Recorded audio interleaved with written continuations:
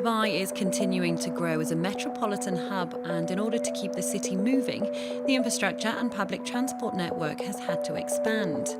Set up in 2005, Dubai's Roads and Transport Authority, or RTA, took on the task. As we said, Dubai is a city of about 3 million residents. We have about 20 million visitors every year, and our main priority, at least at the RTA, is to ensure that these people are able to move in a very safe, obviously number one, but also a smooth and sustainable manner as well. In 15 years, the network's expanded to include the metro and tram systems, buses, water taxis and ride-hailing services, including a fleet of electric cars. But these won't be the only means of travel in the near future.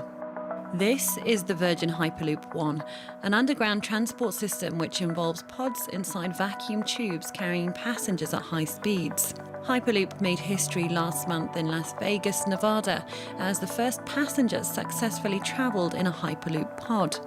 The multi-billion-euro project will reduce travel time for commuters between Dubai and Abu Dhabi from just over an hour to about 12 minutes. A significant investment in the project has been made by Dubai-based DP World, a global provider of smart logistics solutions. Technology is really the backbone of our economy today. Electronic government, smart government, the port use all kinds of technologies. And so it's fitting for us. And I'm really happy and proud that we're able to really put two people in a cabin, and they levitated, and they went up to a speed of 172 kilometers per hour on a tunnel which was made purposely. The Dubai government formed the Dubai Future Council for Transportation to look at mobility going forward. And you have to be a risk taker to become the first to adopt these kind of technologies. Of course, it needs to be calculated risk, but at the end of the day, we have proven in the past that we are ready to take risks. We did, for example, the first trial with an autonomous air taxi, for example, in 2017. That also signifies Dubai's aim to become one of the first cities in the world to have an autonomous air taxi service. The other thing is the flexibility. I think we have proven in the past that we are very flexible. Decision-making is extremely fast in our city, and therefore we are capable to tweak and change our regulations and policies very quickly compared to other cities in order to be able to adopt these technologies going forward. The Future Council is aiming to increase the use of public transport and shared mobility, and has a target for 25% of trips to be made by autonomous modes by 2030. The Roads and Transport Authority are also testing a variety of modes of self-driving vehicles and autonomous solutions. In the near future, Dubai plans to implement a new suspended rail system, or SkyPods, to revolutionise travel around the city.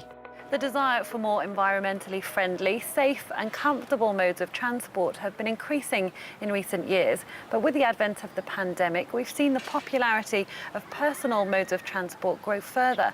Things like this vehicle, electric scooters and e-bikes have seen their popularity and the demand increase further. Together, these form last-mile solutions for the public and businesses to make the first and final part of journeys safer and faster. When you look at personal transport, we focus on the first and last mile. So it's that convenience of commuting from scooters, you've got the health side of the e-bikes, and then you've got the private mopeds. The future of mobility, in my eyes, is convenience, and we've got the first and last mile. You want to know that when you walk out of your house, you've got a vehicle that you can use there and then.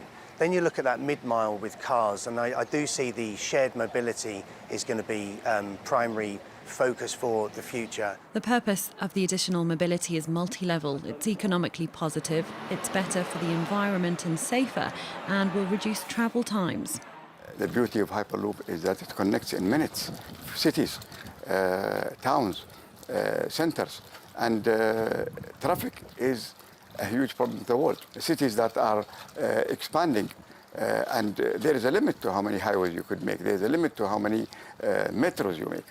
Hyperloop is about selling time to people. And one thing we cannot buy in the world is time.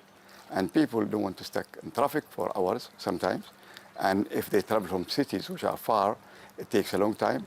And that is a solution that Hyperloop will bring. It's clear the way we travel is evolving and changing, and Dubai is ready to join the race for the very best modes of transport to keep the city moving.